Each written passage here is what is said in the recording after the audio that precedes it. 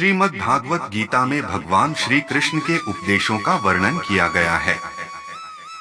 भगवान श्री कृष्ण ने अर्जुन के माध्यम से संसार को गीता का उपदेश दिया था। श्री कृष्ण ने अर्जुन को गीता का पाठ तब पढ़ाया था जब उनके कदम महाभारत युद्ध की युद्ध भूमि में डगमगाने लगे थे। श्री कृष्ण के उपदेशों को सुनकर अर्जुन अपने लक्ष्य को पूरा करने की ओर अग्रसर हुए थे। कहा जाता है कि गीता में जीवन की हर एक परेशानी का हल मिल जाता है। गीता में कही गई श्री कृष्ण की बातें आज भी जीवन में आगे बढ़ते रहने की प्रेरणा देती हैं। ऐसे में किसी भी परेशानी का हल पाने और जीवन में सफलता पाने के लिए गीता की कुछ बातों का ध्यान रखना चाहिए।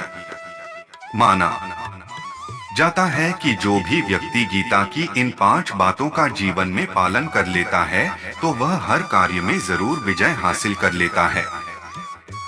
ये रहे गीता के अनमोल उपदेश जो जीवन को नई राह दिखाते हैं। नंबर 1, फल की इच्छा छोड़ कर्म पर ध्यान देना चाहिए। गीता में श्री कृष्ण ने कहा है कि मनुष्य को फल की इच्छा छोड़कर कर्म पर ध्यान देना चाहिए।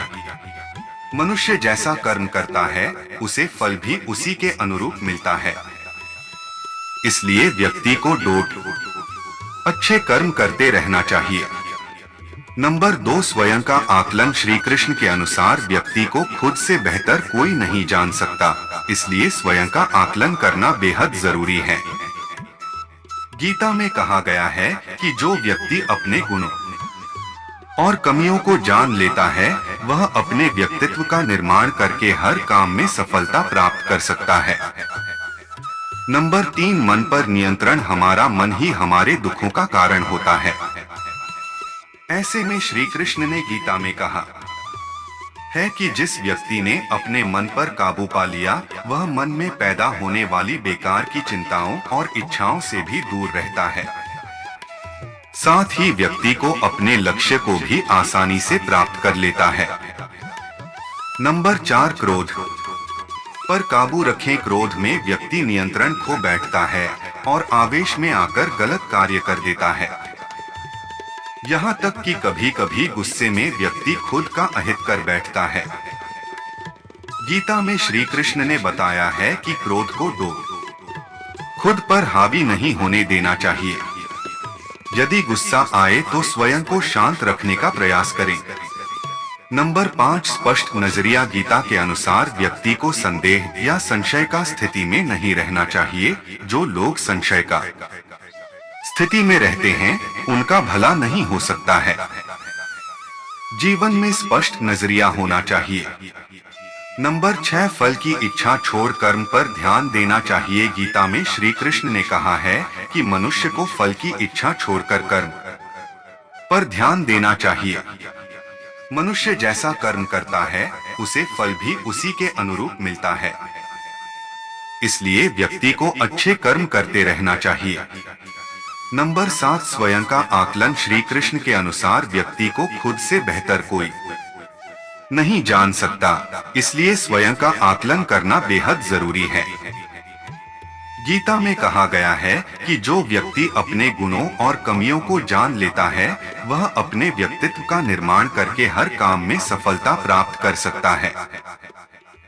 नंबर 8, मन पर नियंत्रण। हमारा मन ही हमारे दुखों का कारण होता है। ऐसे में श्री कृष्ण ने गीता में कहा है कि जिस व्यक्ति ने अपने मन पर काबू पा लिया वह मन में पैदा होने वाली बेकार की चिंताओं और इच्छाओं से भी दूर रहता है। साथ ही व्यक्ति को अपने लक्ष्य को भी आसानी से प्राप्त कर लेता है। गीता प्रथम अध्याय का महत्व। एक समय पार्वती जी ने पूछा है, महादेव जी, किस ज्ञान के बल पर संसार के सब लोग आपको शिव कहकर पूजते हैं? मृगछाला ओढ़े और अपने सभी अंगों में शमशान की विभूति लगाएं, गले में सर्प और नर मुंडों की माला पहने हुए हो, इनमें तो कोई भी पवित्र नहीं, फिर आप किस ज्ञान से पवित्र माने जाते हैं? तब महादेव ने उत्तर दिया कि हे प्रिय सुनो, मैं गीता ज्ञान को अपने हृदय में धारण करने से पवित्र माना जाता हूँ। इस ज्ञान से मुझे बाहर के कर्म नहीं व्यापते। तब पार्वती जी ने कहा कि हे भगवान, जिस गीता ज्ञान की आप ऐसी स्तुति करते हैं, उसके श्रवण करने से कोई कृतार्थ भी हुआ है। महादेव ने उत्तर देते हुए कहा कि इस ज्ञान को सुनकर बहुत से जीव कृतार्थ हुए हैं और आगे भी होंगे। मैं तुम्हें एक समय पाताल लोक में शेषनाग की शैया पर श्री नारायण जी नैन मूंद कर आनंद में मग्न थे। उस वक्त भगवान के चरण दबाते हुए लक्ष्मी जी ने पूछा, हे प्रभु, निद्रा और आलस्य तो उन पुरुषों को व्यापता है जो जीव तामसी होते हैं, फिर आप तो तीनों गुणों से अतीत हो।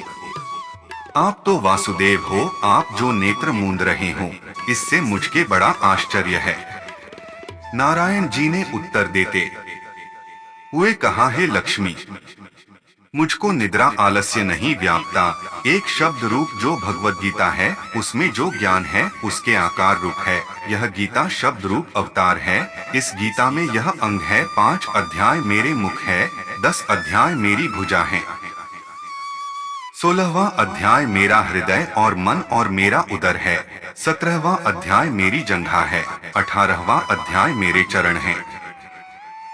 गीता श्लोक ही मेरी नाड़ियां हैं और जो गीता के अक्षर है वो मेरा रोम है। ऐसा मेरा शब्द रूपी जो गीता ज्ञान है, उसी के अर्थ मैं हृदय में विचार करता हूँ और बहुत आनंद प्राप्त होते हूँ। लक्ष्मी जी बोली, हे श्री नारायण जी, जब श्री गीता जी का इतना ज्ञान है तो उसको सुनकर कोई जीव कृतार्थ भी हुआ है, सो मुझसे कहो।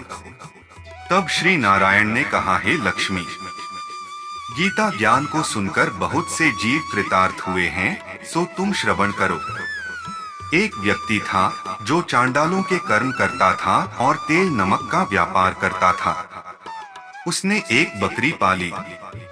एक दिन वह बकरी चराने के लिए वन में गया और वृक्ष से पत्ते तोड़ने लगा।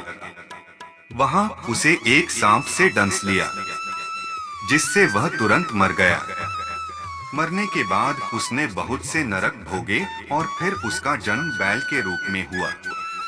उस बैल को एक भिक्षुक ने मोल लिया। वह भिक्षुक उस पर चढ़कर सारे दिन मांगता फिरे। जो कुछ भिक्षा मांगकर लाता वह उसे अपने परिवार के साथ मिलकर खाता और वो बैल सारी रात द्वार पर खड़ा रहता।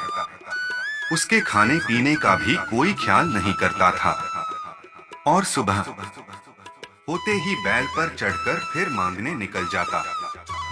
जब बहुत दिन हो गए तो वह बैल भूख से गिर गया, लेकिन उसके प्राण नहीं निकले। नगर के लोगों ने देखा और उस बैल को कोई तीर्थ का फल दे तो कोई व्रत का फल दे, तब भी उस बैल के प्राण नहीं छूटे।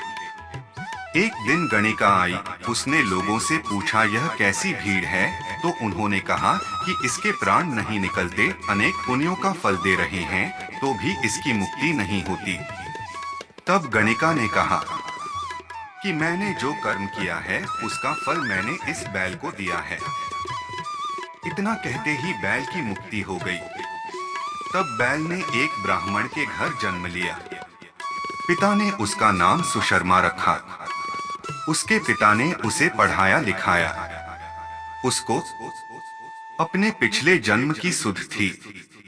उसने एक दिन मन में विचार किया, जिस गणिका ने मुझे बैल की योनि से छुड़ाया था उसका दर्शन करूं। विप्र चलते चलते गणिका के घर गया और कहा, आप मुझे पहचानती हैं? ऐसे ही वीडियो को देखने के लिए चैनल को सब्सक्राइब करें और बेल आइकन जरूर दबाएं ताकि अगली वीडियो अब तक जल्द से जल्द पहुंच सके।